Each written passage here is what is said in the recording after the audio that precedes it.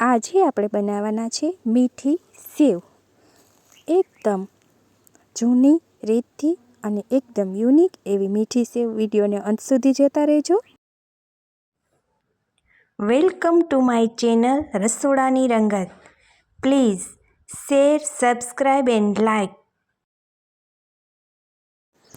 Hello friends, જય શ્રી કૃષ્ણ, જય માતાજી. તો આજે આપણે મીઠી સેવ બનાવવા માટે સૌપ્રથમ તો રતલામી સેવ લઈ લીધી છે. તો રતલામી સેવને સારી રીતે આપણે ઘીમાં શેકવાની છે. તો આ સેવ તૈયાર આપણે બજારમાં મળી જાય છે, તો એને આપણે સારી રીતે આપણે શેકી લેવાની છે. શેક્યા બાદ તેમાં આપણે એકદમ લાલાશ પડે ત્યાં સુધી ધીમા ધીમા તાપે અને આપણે શેકતા રહેવાનું છે. અને હવે લાલાશ આવી જાય ત્યાં સુધી આપણે ઘીમાં એને શેકવાની છે ફ્રેન્ડ્સ. તો તમે જોઈ શકો છો કે એમાં એકદમ લાલાશ પડી ગઈ છે. ત્યારબાદ પાણી એડ કરી દેવાનું છે અને ખાંડ એડ કરી દેવાની છે, જેથી કરી અને ચાસણીની કોઈ ઝંઝટ નહીં રહે. અને હવે આ સમયે તમે થોડી મલાઈ એડ કરી શકો છો. તો હવે આ બધું આપણે સારી રીતે મિક્સ કરી અને હલાવતા રહેવાનું છે.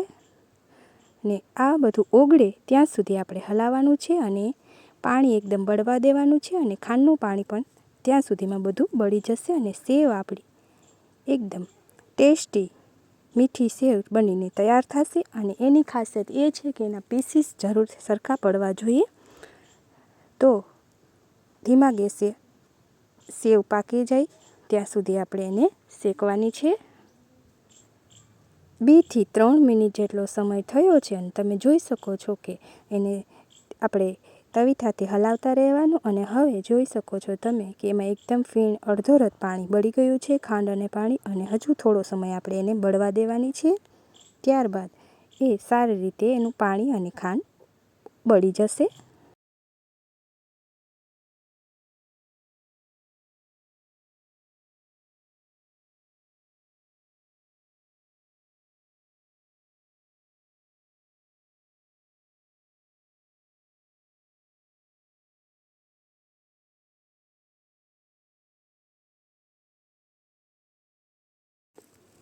હવે આ મિશ્રણ એકદમ ખાંડ ઓગળી અને એનું ઘટ મિશ્રણ થવા લાગ્યું છે.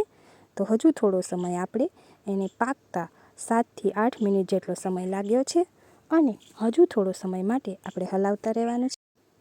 તો આ સેવને પાકતા 15 મિનિટ જેટલો સમય થાય છે અને તમે જોઈ શકો છો કે એકદમ બધું મિશ્રણ ઘટ થવા આવ્યું છે. આ સમયે આપણે હજુ આ જે પાણીનો ભાગ દેખાય છે ત્યાં સુધી એને હલાવતા રહેવાનું છે. એટલે મસ્ત આપણી સેવ મીઠી બનીને તૈયાર થઈ ગઈ છે ફ્રેન્ડ્સ.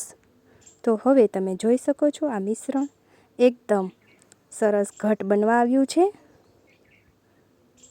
થોડો સમય આવી રીતે પાકવા દેશું. બાજુમાં આપણે થાળીને ઘીથી ગ્રીસ કરી લીધી અને આ મિશ્રણને આપણે તેમાં એડ કરવાનું છે.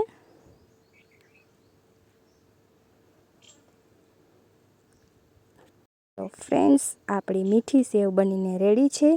તો હવે એને આપણે ડીશમાં સારી રીતે પાથરી લઈએ અને તાવીથાની મદદથી એકદમ એને સ્પ્રેડ કરી દઈએ. અને ત્યારબાદ એના આપણે સ્લાઇસર કે તાવીથાની મદદથી કાપા પાડી લઈએ. તો આપણે સેવ એકદમ બની અને રેડી થઈ ગઈ છે. હવે એના આપણે કાપા બનાવીને પાડી લઈએ સરખાથી અને એને પછી ઠંડી પડવા દેવાની છે. તો જોઈ શકો છો ફ્રેન્ડ્સ, એકદમ સારી રીતે સ્પ્રેડ થઈ. આના પીસ એકદમ સારી રીતે ચાકાની મદદથી, તાવીથા કે સ્લાઇસરની મદદથી તરત જ પડી જાય છે. તમે જોઈ શકો છો.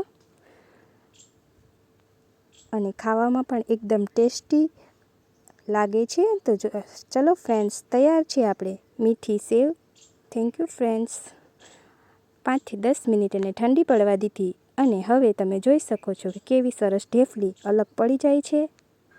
તો ફ્રેન્ડ્સ, આવા જ બીજા વિડીયો જોવા માટે અમારી ચેનલને લાઇક, શેર અને સબસ્ક્રાઈબ જરૂર કરજો. તૈયાર છે આપણી મીઠી સેવ. Thank you friends.